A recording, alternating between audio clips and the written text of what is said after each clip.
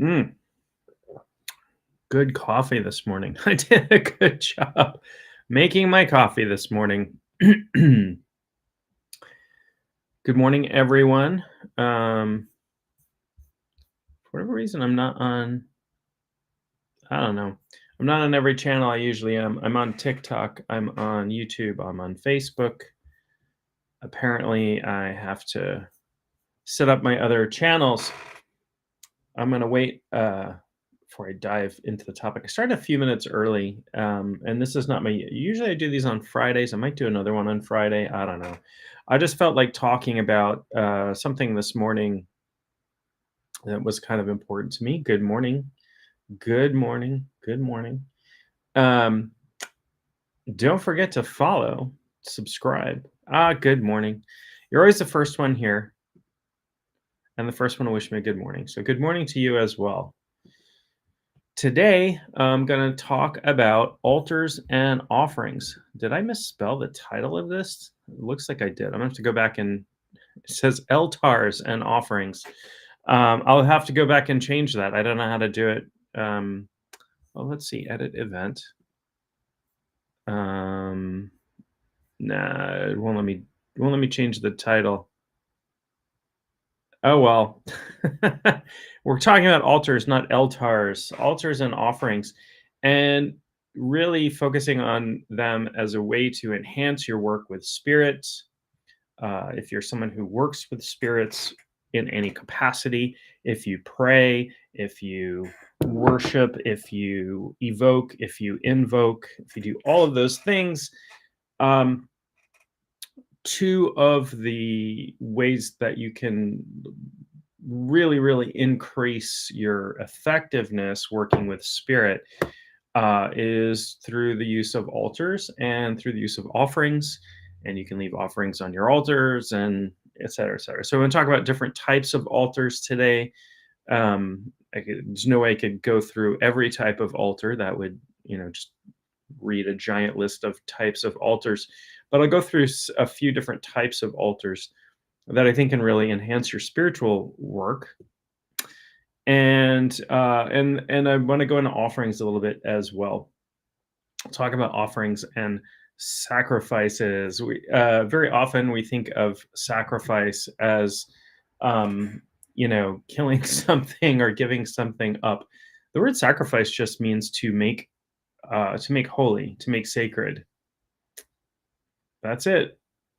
But yeah, it does have, it does have the connotation of, offerings frequently something that is killed or given up. I don't advocate for that type of thing. I know that that is traditional in some forms of spirituality, and not mine. So I'm not going to comment about it. I think people can do it in dangerous and disrespectful ways, and I don't think that's a great thing. But I won't go there. We'll keep it a little more upbeat and positive today. So let's start by talking about altars a little bit. I had a little bit of an altar issue, not an issue, but an altar addiction. I have numerous altars in my home. I have reduced them just because of space and trying to maintain contact with altars. So let's talk about what an altar is. An altar is some kind of surface. It could be a table, it could be a shelf, it could be a windowsill, it could be a permanent fixture like an altar in a church, a stone altar, can be an outdoor, indoor, but it's some kind of surface. Now, in uh, South American, we'll say, Andean shamanism for specifically, in Andean shamanism, there is what's called a mesa or table or an altar. And that's a cloth that's laid out on the ground, and the ground becomes part of the altar, but the cloth is set out as a sacred space. And in ritual, important aspects of ritual are that you have the time and space that you're doing ritual in are set aside from your normal everyday activities. This isn't to say you don't do ritual also where you do your everyday activities. I'm not independently wealthy. I don't have, a temple attached to my house or something. So if I do ritual, it's in my office or my living room or my dining room or my bedroom. I don't think I've done ritual in my bathroom.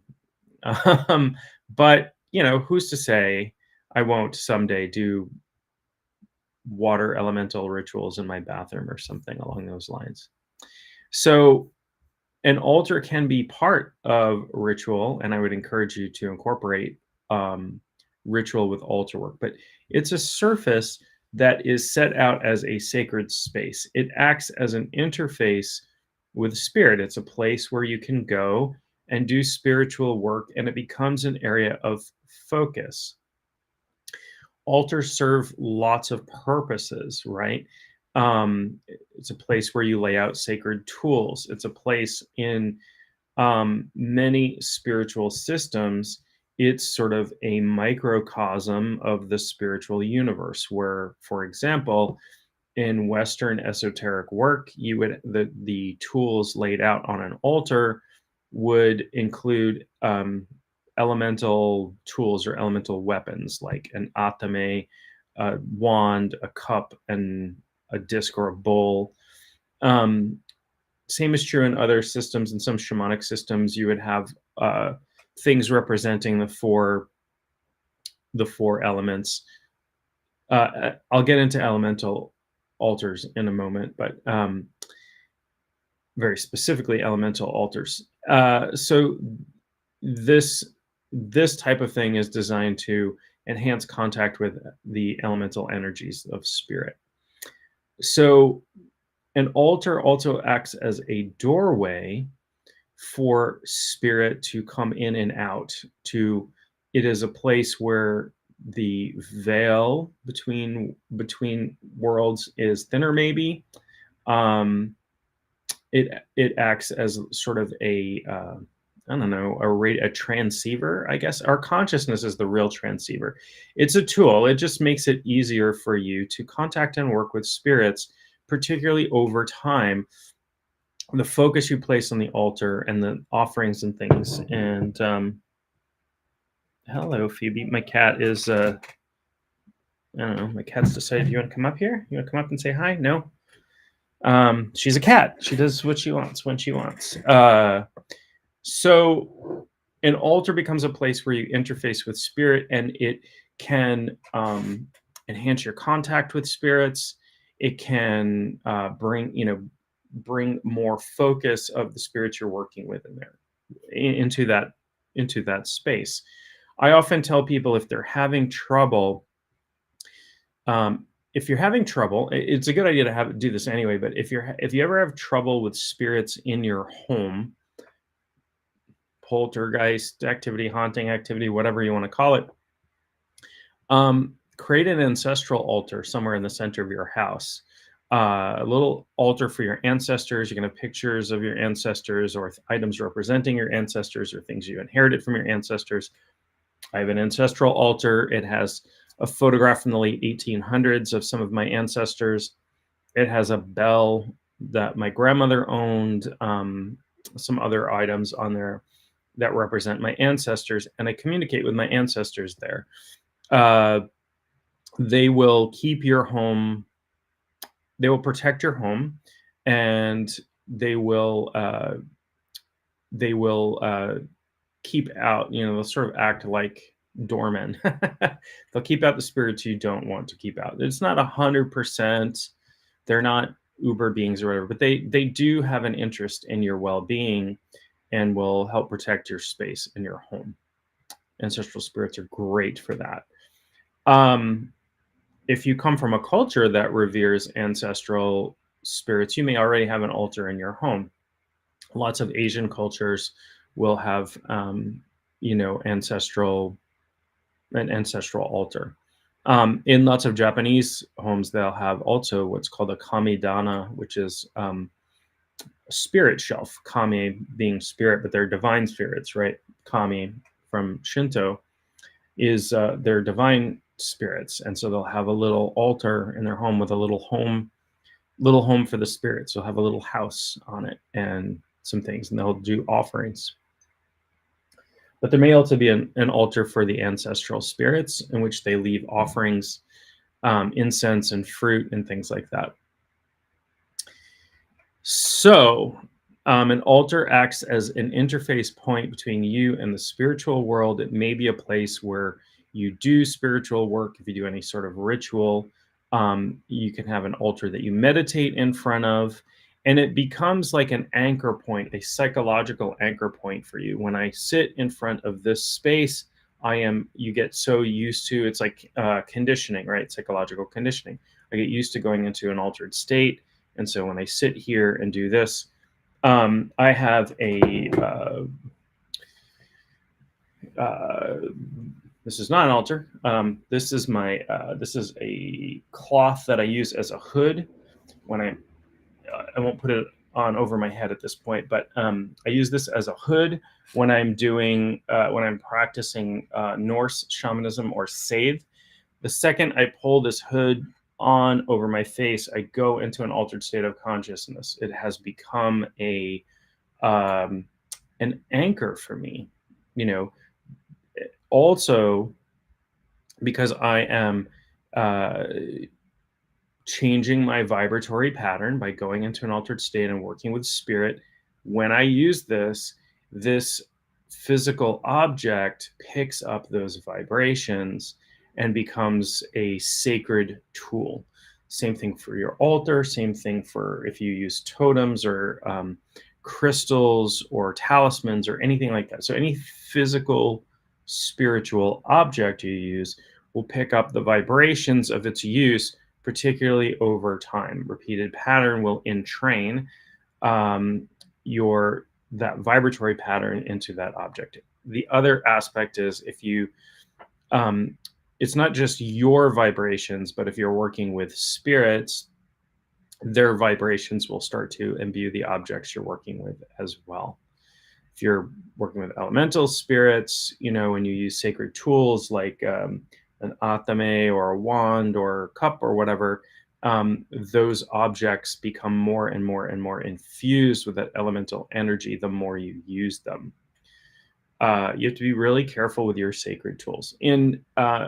When I have taught live in-person classes, I always have an altar in the center of the room. I always teach in a circle and have an altar in the center of the room. And it's set up in a way where people can add their sacred objects to the altar, right? They can come in and bring a totem or something that they want to pick up the vibration of the room and carry home with them. And it's kind of a beautiful thing. It's a tradition that I got from my teacher and is just lovely. And we always have a rule: we never touch anybody else's sacred objects without direct permission. I don't go over to the altar and find something I like, pick up something of my own over here. There's a little bear totem I have. I love this little guy. He's got a little fish in his mouth. He's got a little fish, little carved fish in his mouth, in my little bear totem. But I wouldn't go over to the altar and just touch and pick this up. So you have to be careful about handling other people's sacred objects. Why? Why is that? For one, again, if I am spending all my time imparting my energy and the energy of spirits I'm working with into a sacred object, into an altar, into altar items, I don't want other people's energy in there. I don't know what your thought pattern is when you handle my sacred objects.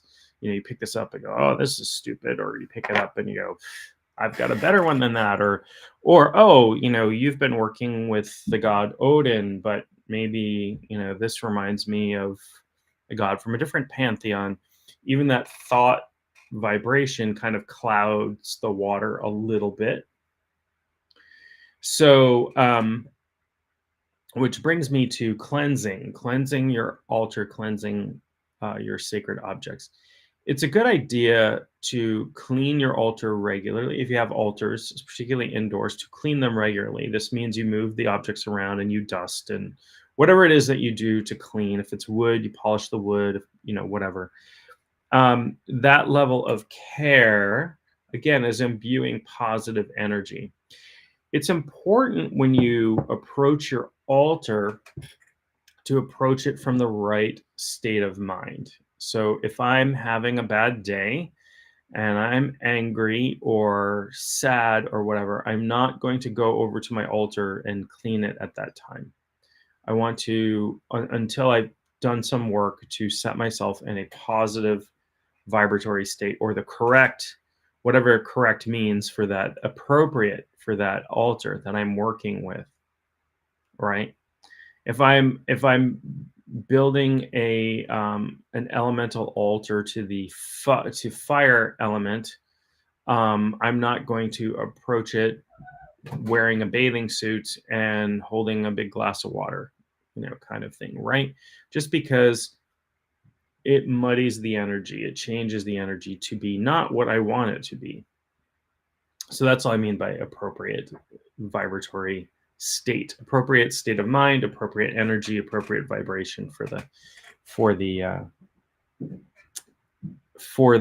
altar. So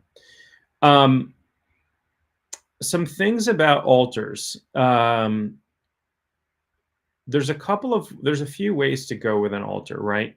Now, a lot of people I know, a lot of shamanic people, and I've been guilty of this at times, they'll have kind of an everything altar. So they'll have like a table or a shelf or something, and they will put every sacred object they own, every crystal, images of gods and goddesses from multiple systems, all kinds of, just everything they can think of, they throw on that altar.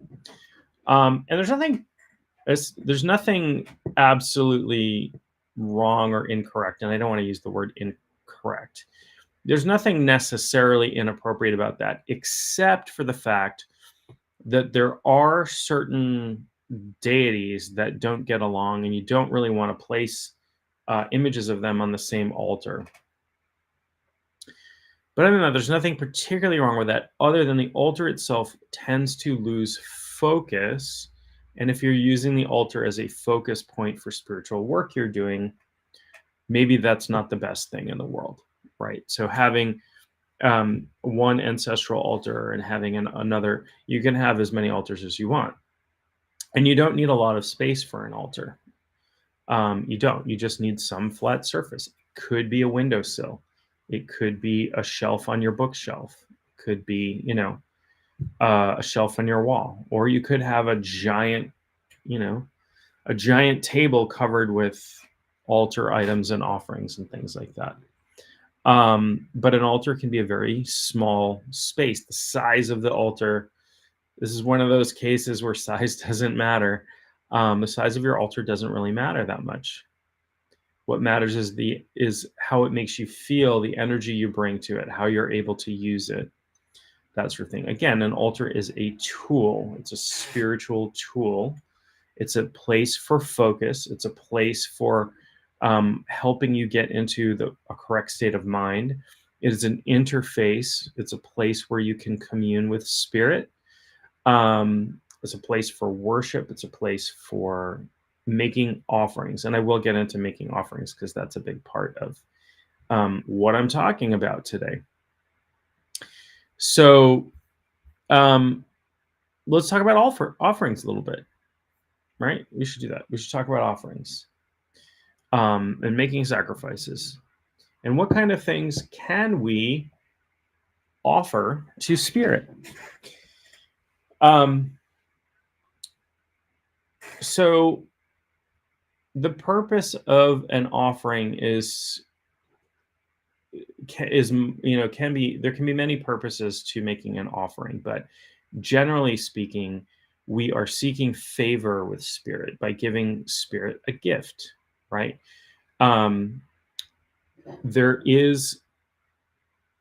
Many people don't understand that exchange in spiritual in the spiritual realm is incredibly important. Um, Many people think everything having to do with spirituality should always be free of exchange, should always be free. Like I should teach for free, I should do healings for free, which is great. I would love to do that, and I am. This is how I teach for free. But I live in this 3D world too, and I have to pay my mortgage, and I have children who I have two kids who are about to go into college next year, and are driving, and whatever. So, but beyond that, beyond the physical aspect of exchange and how important it is, um, we don't want to be just takers, right? Just give me, just hey, spirit, just give me, just give me, just give me, just give me. Why? Well, for one, um, you know, spirit can do that, but there's no reciprocation. There's no energy coming from your part, right? If that's it, if all you're doing is appealing and never making offerings. And I'll tell you that if you really, really, and I have observed this personally myself, and I have heard this from multiple spiritual teachers from many different traditions, not just shamanism. Um, if you really want to bump up your game with spirit, start to make offerings if you're not already, right? Offer something in exchange to the spirit, or just offer things to spirit to enhance your communication with them. It's about it's about appreciating, really, more than anything, more than the physical thing you are giving away. So what kind of things do we offer spirit? I'll say that it depends on the spirit, and it depends on your culture. If you come from a culture that makes traditional offerings to spirit, I talked about in a lot of Asian cultures, they would offer like fruit and incense to spirit, and that's pretty common actually, but outside of Asian cultures as well. Go with that if the spirit is from traditional culture. Um, food is generally a good offering, but you want to make sure it's appropriate for the spirit. So if you were doing an offering for Hecate, for example, the Greek goddess of witchcraft, traditional offerings are eggs and honey. Some spirits' traditional offerings are, a bowl of milk, or I will often, if I go out in nature, will bring a bag of cornmeal with me, because I live in the Northeast, where cornmeal was frequently offered to spirit by the indigenous people here. Um, if I'm making offerings to spirits of place, I will use cornmeal and tobacco, which are recognized and appreciated by the spirits here, right? So offerings are often about appreciation, enhancing that spirit. Oh, you appreciate me, I'm going to appreciate you back, right? It's about exchange. You can sometimes you can make offerings mentally, right? And I've done this. There are Buddhist traditions where you imagine offerings of plates of food, and or you put out a plate of food and you imagine multiplying it in your mind. And you are giving spirit sustenance through the astral realm. And spirit, if you food offerings and offerings of alcohol is a big one. I'll talk about that in a minute. Um, Spirit takes sustenance from the astral and etheric substance of the food. So you're not going to obviously see spirit pick up a piece of fruit and eat it, but they're going to take sustenance from everything. Everything that exists in physical reality has a spiritual form, and spirit can draw from that when things are offered to it. So when I go out in the wilderness, I will bring usually cornmeal, often tobacco. I usually offer tobacco rustica, which is the the non-GMO hybridized tobacco that was growing, that was original to the Americas, the way that it was intended to growing, and not full of nastiness. So I make those kinds of offerings. To other spirits, I might offer alcohol. So um, I have participated in rituals to Jupiter, for example. The you know, Jupiter or Zeus, depending on which perspective you're taking. Same guy, different different languages, and you would have part of the ritual would be a cup of some really nice alcohol, right? Like whiskey or brandy or something along those lines. And at the end of the ritual, the alcohol is poured out into something and then lit on fire as offering. Um, it's usually, not always, it's usually the tradition not to eat the offerings you leave out. If I leave things out in nature, I always make sure that it's not something that is going to harm wildlife that might eat it. So I'm not going to leave Twinkies out or something along some really processed food, right? I might leave some fruit out. I have an outdoor altar that I use to um, interface with the spirits of the land I live on, and communicate with them and ask them to watch out for me and my family. And if I leave things out for them, I don't eat it. But I will leave things that the animals might pick up. So I might leave seeds or fruit or that sort of thing out there. Cautious about that stuff, about leaving out something that might harm an animal. That would be not great. And even then, you have to be careful about the fruit you leave out, because canines can have problems from eating grapes. So I don't often offer grapes. Apples are good. I think almost everything can eat apples, as far as I know. So you leave some food out. When you make offerings, so like an offering to Hecate, for example, you have eggs and honey and incense or whatever. When you're done with the offering, you generally want to dispose of it, right? If it's something that can rot or go bad before it rots or goes bad, unless it's in a place where you can leave it. So tradition with Hecate, for example, is to leave your offering at a 3-way crossroads. So where roads make a T, you leave the offering out there. So that's pretty specific. There are other cultures where, so for example, in Europe, a lot of things were thrown into lakes and bogs, where precious metals, for example, or sword items of metal were often sacrificed. I don't know enough about that to speak about it intelligently, but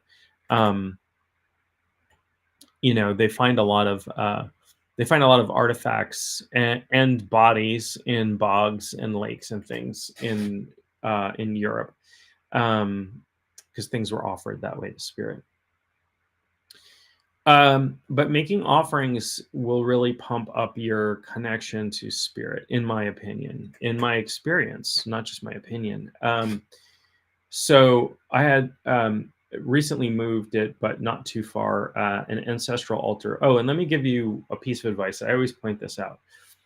If you have an ancestral altar in your home, or you're setting one up, don't put it in a room where people sleep.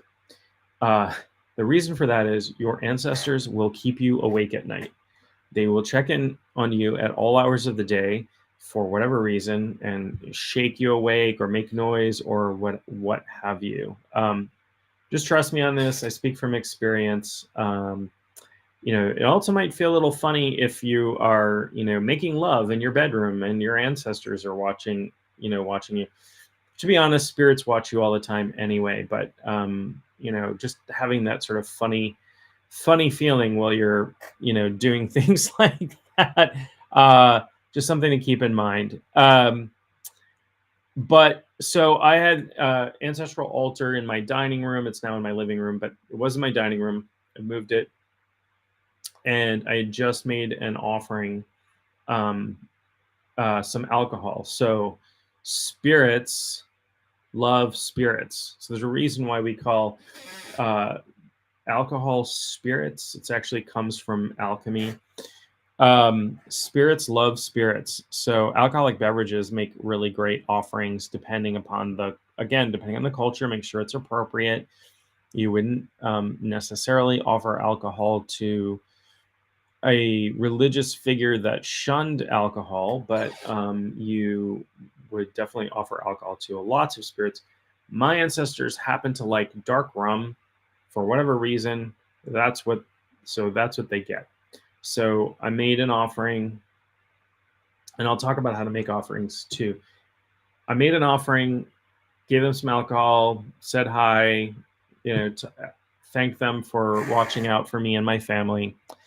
And then I went in the other room, and I was the only person in the house. And I heard very clearly, audibly, not just like a whisper or whatever, somebody call my name from the other room. And I thought somebody had come home. This was like, oh, my girlfriend's here. I'm going to go and help her out. Sounded like she was in the dining room. I walked in the dining room, nobody there.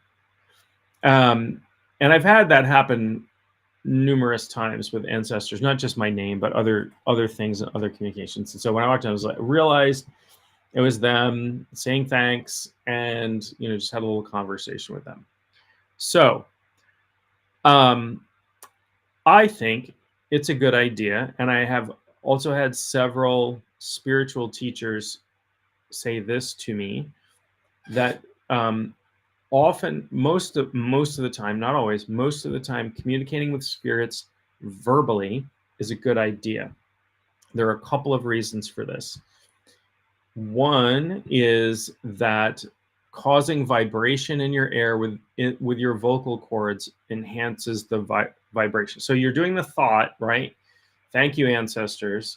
So that thought is going out, but also it's enhanced by me vibrating the air with my vocal cords. Whispering is okay, but using your vocal cords to vibrate the air. And there's actually some science, some spiritual science to doing invocations and things, from, using the, if you've ever taken singing lessons or voice lessons, you have these resonating chambers in your body. Would you offer alcohol to ancestors that didn't drink alcohol? Probably not. If I knew my ancestors didn't drink alcohol, my grandmother never drank alcohol.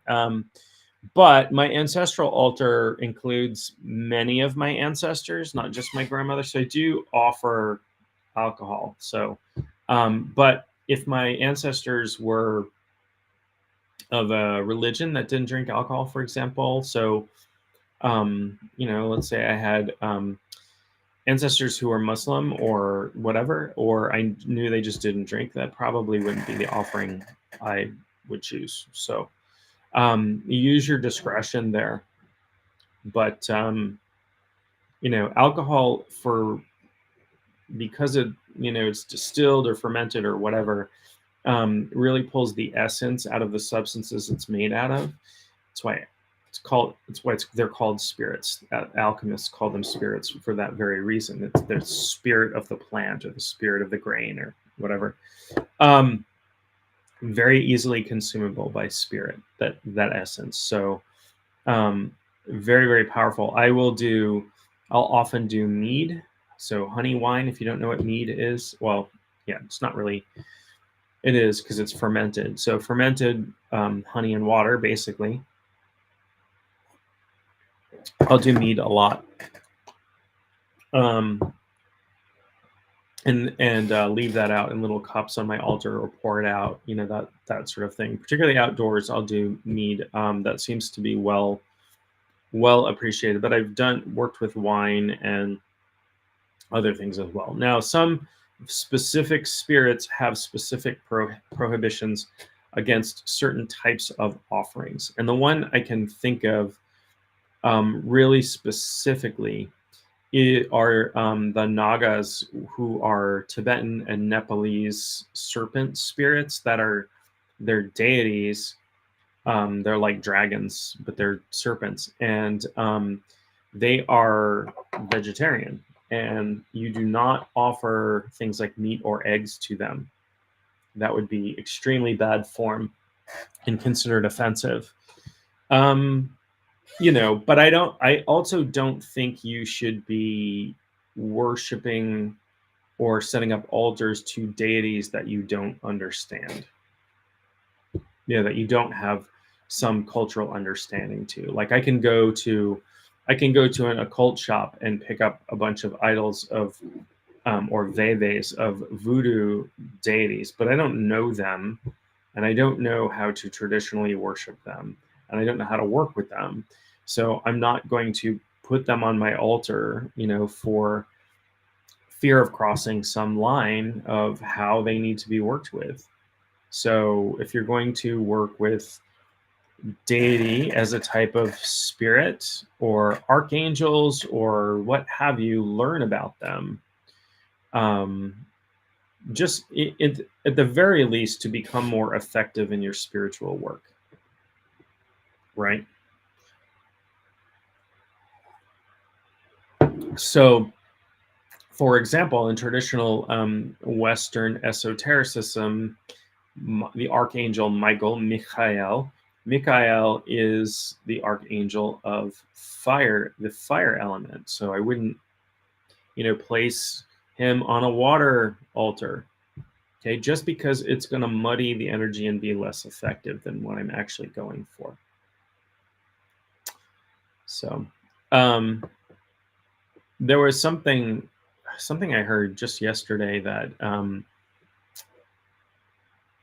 well, I don't want to get too far into that because it's down another rabbit hole. But I guess there's a thing amongst certain schools of Wicca or witchcraft that they have switched a couple of the elemental tools so that the wand and sword, or wand and atame, are different elements.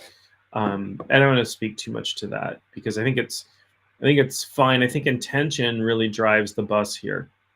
So whatever you're doing, approach it with intention. So you're making offerings. I think it's a really good idea, generally speaking, to speak out loud to the spirits you're working with. Hello, ancestors. It's me again. I'm bringing you some booze.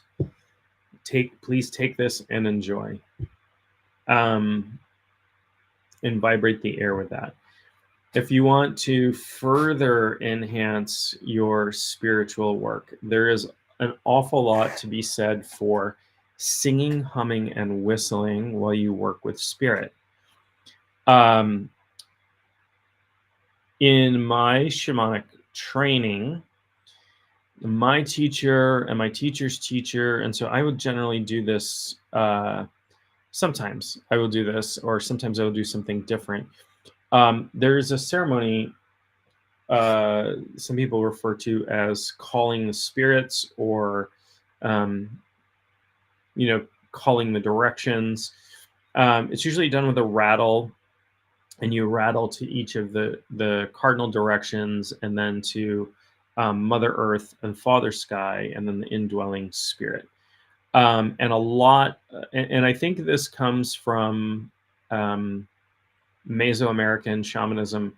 They will whistle while they're rattling, right? Not a tune, just making whistling sounds. And this is to wake spirit up. Not that spirit is sleeping, but it is to sort of catch the attention of spirit. So making some noise is good. It doesn't have to be loud noise, right? You might live in an apartment or with other people who are sleeping or whatever, but you can, quietly whistle and rattle. Although sometimes it's fun just to let loose and make a whole lot of noise. I got to tell you, when I've done, when I've worked in a circle with, like 20 other people, and we're all rattling the same direction at the same time and making noise, and some people will be like stamping their feet on the ground, and you can feel the spirit moving. You can feel the spirit growing. You can feel like it's like this whirlwind of energy. It's really beautiful. The other thing we'll do often is to um, walk the circle while drumming. So, and I live in north of the equator, so we go clockwise when we do that, and to work with the direction of the sun. So we'll go around. There's usually an altar in the center, and we'll walk clockwise around the circle while drumming, and you can feel the energy moving through the room. It's like really powers you up. I haven't done that in a while, and I kind of miss it actually. But whistle, make noise, sing. Singing is a huge, huge aspect of Norse shamanism. You sing to, in Norse shamanism, in Save, you don't journey as much as you call the spirits into you, or you're calling locations to you, you're calling spirits to you.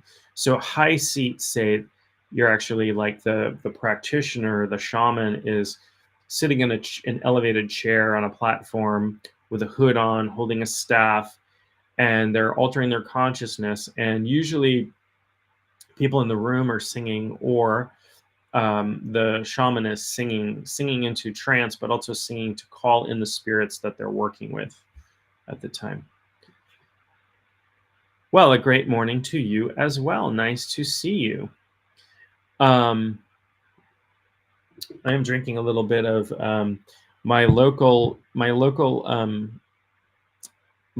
grocery store is called Hannaford, and I'm drinking their coffee this morning, which is I made a delicious cup this morning. I'm very happy with it.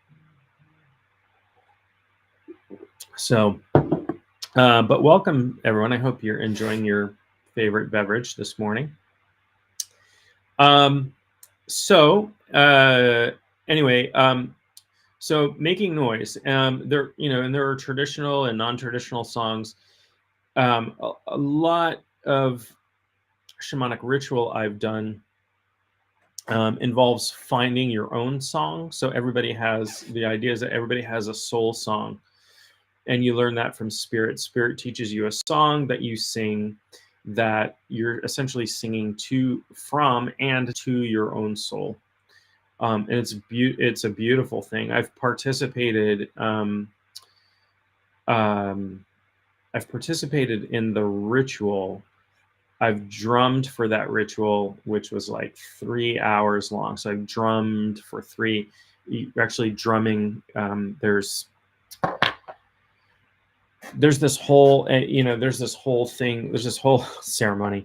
I don't want to go too far into it, but you're drumming and walking in a circle constantly. Like there's a couple of you drumming, and then there's another person who's leading a procession, and you're walking inside the circle over and over and over again.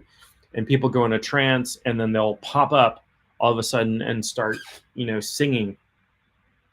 There'll be like a little song that will come out, and that's one way to find your soul song. And if you know how to journey, you can journey to get your soul song. And it's a beautiful thing that you can sing, and you go out in nature and sing it, and it will help the spirits of nature recognize your soul. So singing and making music is an incredibly human thing to do. We have, bone flutes, tens of thousands of years old, right? So making music, and, you don't have to be able to carry a tune or be incredibly musical or go on American Idol. By the way, you usually watch these shows like American Idol and stuff like that, but there is a young woman from 2 towns over. She's 21 years old.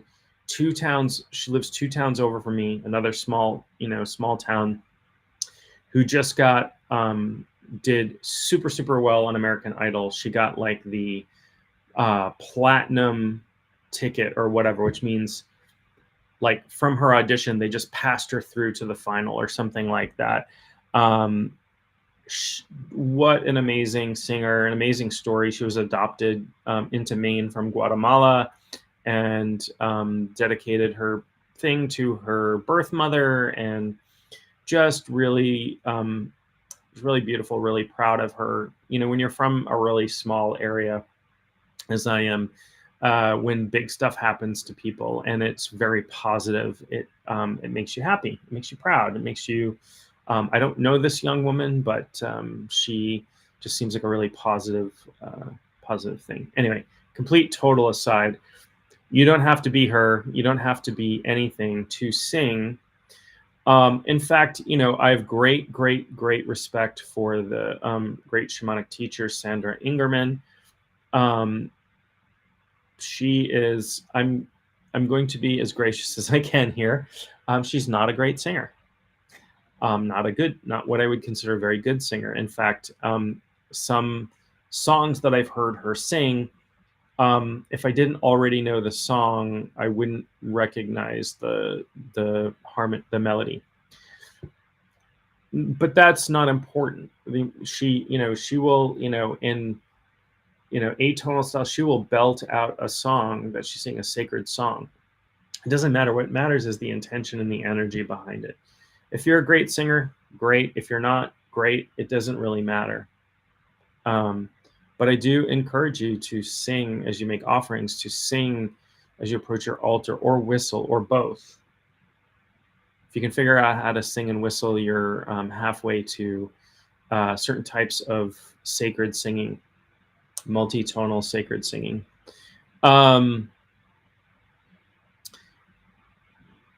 But also speaking out loud, and speak with, when you speak to spirit, and I understand there are traditions where they say, humble yourself before this spirit, humble yourself before the Lord, humble yourself before spirit. And that's all well and good. You can't hear me. Huh? You can't hear me? Is it still that way? I don't know. I don't know what's wrong. I don't know.